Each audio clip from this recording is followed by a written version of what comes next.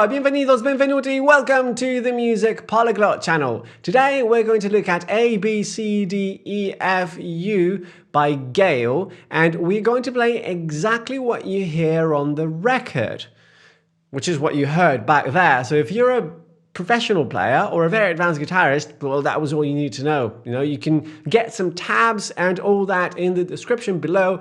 Don't forget to click on that like button, subscribe to the channel, and go get 'em, Tiger. For the rest of us, let's break everything down in a close-up.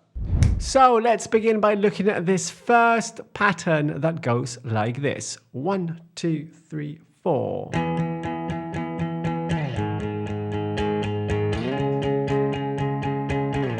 Slow.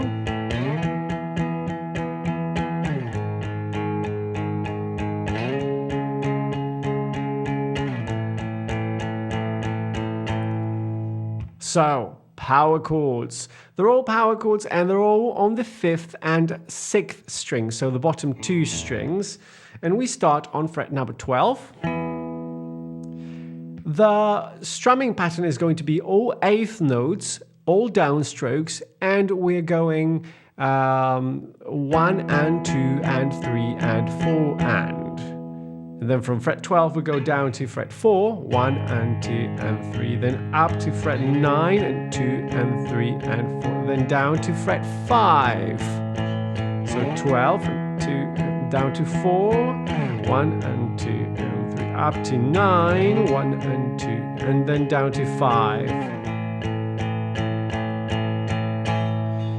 Notice how I'm trying not to lift my fingers off of the strings, but rather trying to slide. And if you listen carefully to the recording, you'll hear all that sliding going on.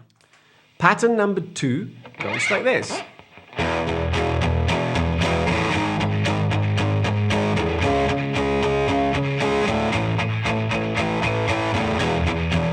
Slower.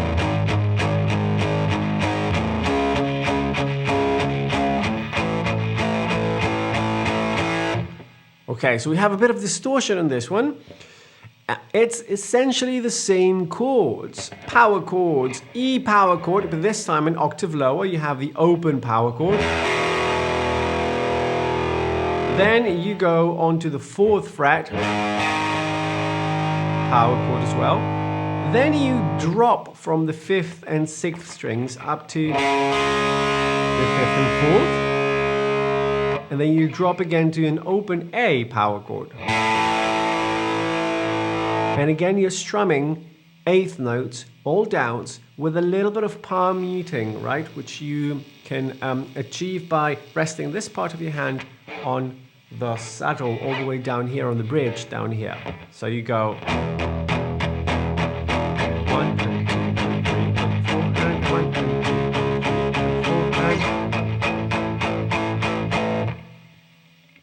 finally, in the choruses, you have this cool kind of riffy, melodic part on the guitar that goes like this. 1, 2, 3, 4.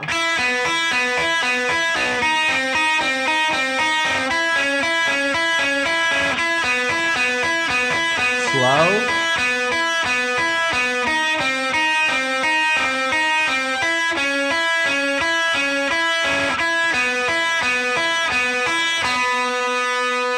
Okay, so again, 4 chords. So now we go all the way up to strings 2 and 3. Think that you're playing a D shape on the 4th fret. Okay, so your normal D would be here, but you want to go up to the 4th fret. Okay, and you have fingers 1 and 3 only. You don't need finger 2. Finger 3 is playing the 5th fret of the B string, and the index is playing the 4th fret of the G string.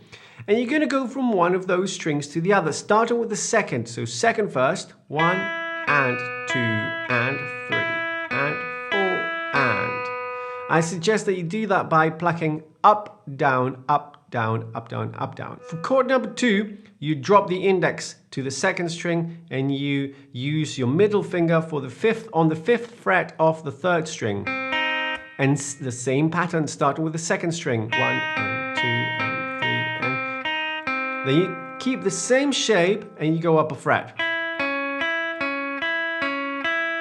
And for the last one, you go back to the original first pattern, exactly in the same way.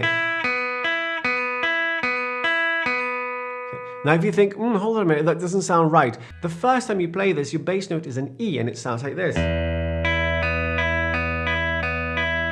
But the last time you play it, your bass note is an A and it sounds like this. Yeah, can you hear how the chords sound different? That's because they are. But you are not playing anything differently. You're playing the exact same thing, both on the first chord and on the last. A quick note on the articulation here. So check it out. We don't want to do this. See? We don't want to let them ring out. Especially with distortion, this is going to sound messy. You want to actually cut the notes.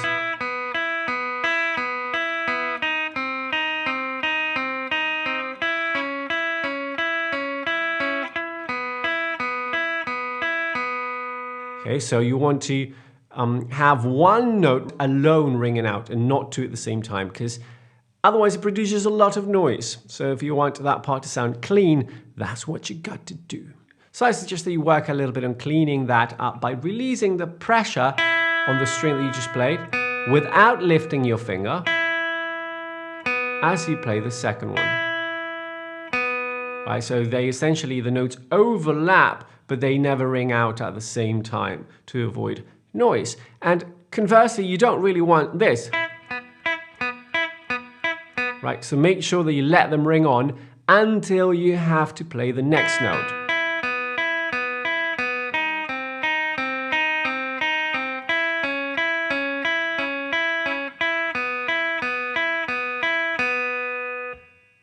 There we have it. I hope the video helped you to get very close to what you hear on the actual original recording. You can get tabs from my Patreon page, to which I'll leave the link in the description below. And if you'd like a lesson with me on this tune completely free, you can get in touch via my website, which I'll leave a link in the description below as well.